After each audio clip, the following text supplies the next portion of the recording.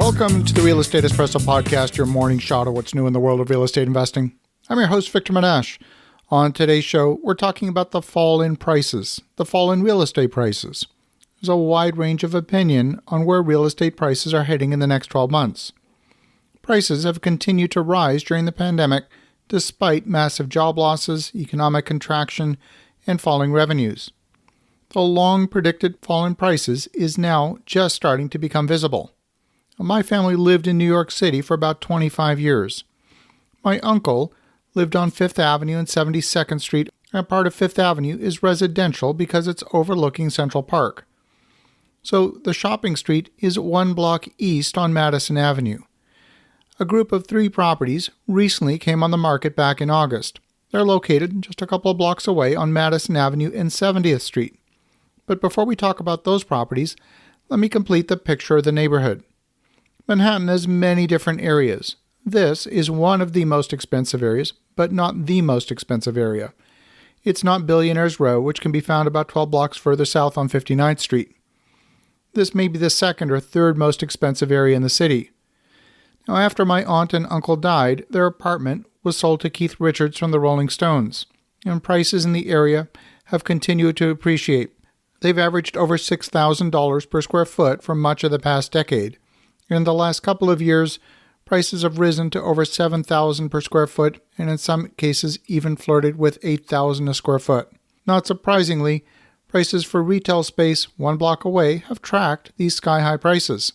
Prices in the area for commercial space peaked about 6 years ago when another building 6 blocks away sold for a massive $7,589 per square foot. Now, this most recent sale on Madison Avenue and 70th Street was at a price of $1,340 per square foot. That's a drop of over 83% compared with prices 6 years ago. Now, I know what you're thinking. $1,340 per square foot is still a very big number. Some of you are having a hard time processing and considering that to even be a bargain. Now, when I saw the story of this property cross my desk, I saw something in the story that most people probably missed.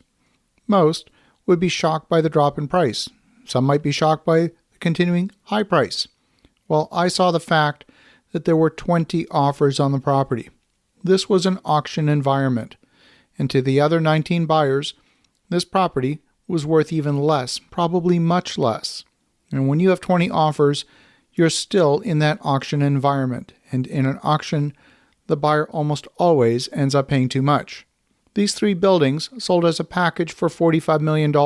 That's not a small purchase. Some of the offers came from local investors in Manhattan and family offices. These buyers are sophisticated investors. So why did the buyer bid more than anyone else? In this case, the buyer is a tenant of one of the 3 commercial spaces.